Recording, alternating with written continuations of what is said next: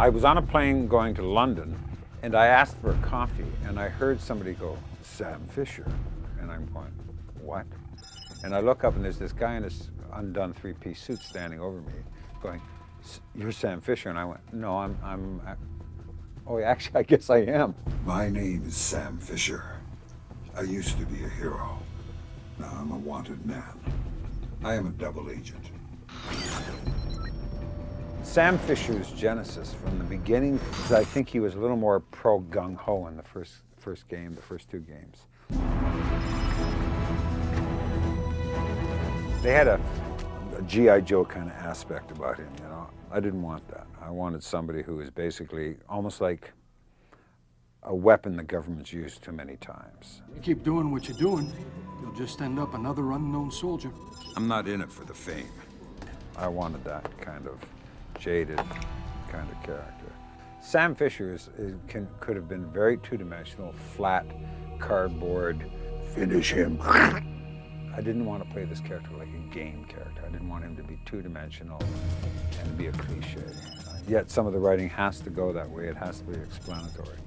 So it's been a nice little problem of trying to find the middle.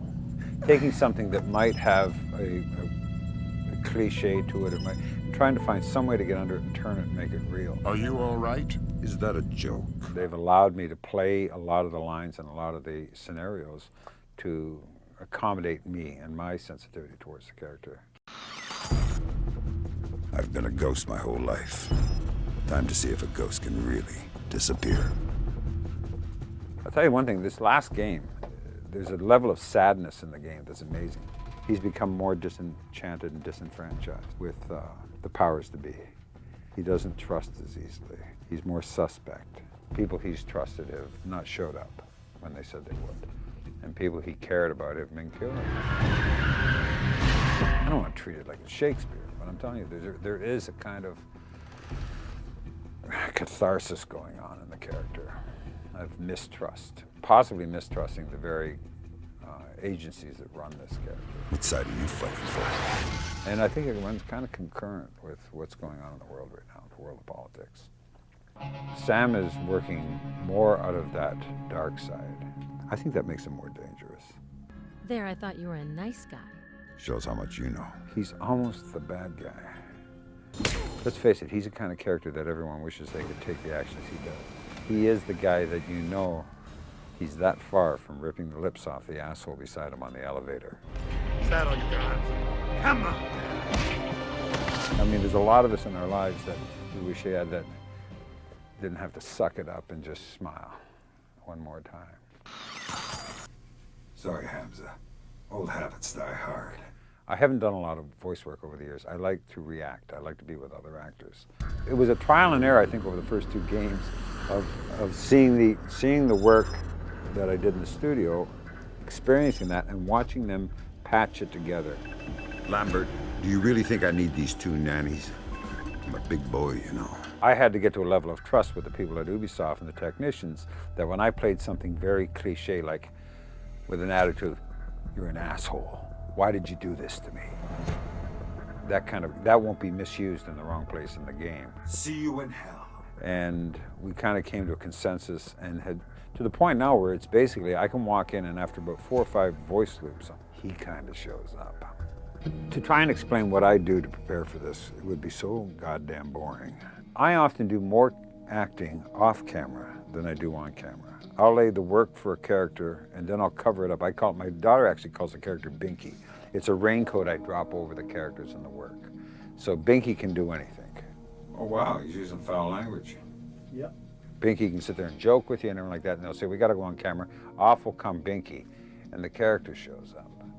That is the real work. It's there. I have to protect that because it'll get exhausting if that has to talk to everybody all day. We have no time, Jamie. Hurry up. If it doesn't show, I'm quite heavily trained. Is there a difference between the way I prepare for a video game as opposed to a play or for a TV role or a movie?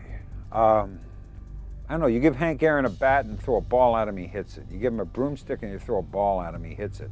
Whether it's in movies or on stage or a video game, the script is like a piece of stained glass. It's already in place. My job's to be the light under the stained glass. The directors and the storytellers, the people that are putting this game together, they're the ones that choose which order of the glass should go around. That's the storytellers. That's Clancy and the guys that put the story together. My job is to make this as character as honest and as organically correct as possible. Gamers are across the board, every section of society. They're in first-class lounges and they're on skateboards. And I find out also that gamers are more informed, especially the internet games, the ones that can play online, than anyone else I've ever met in the world, because they get real information. When I was at E3 last year, a kid came up to me and I was talking to him, and he had been playing Splinter Cell that morning with a woman in Johannesburg and a guy somewhere in Pakistan.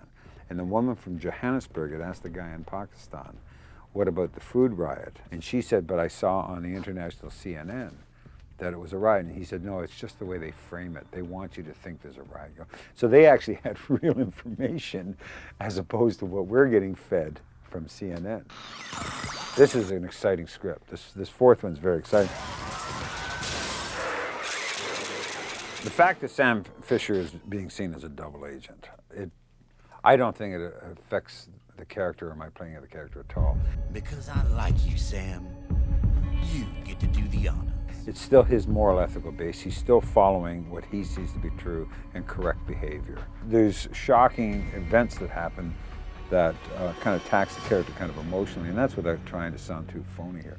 There are things that and experiences and emotions this character hasn't experienced before because of the absolute shock of what goes down. It's a much richer, emotionally richer script this time. I don't think anyone's going to be disappointed.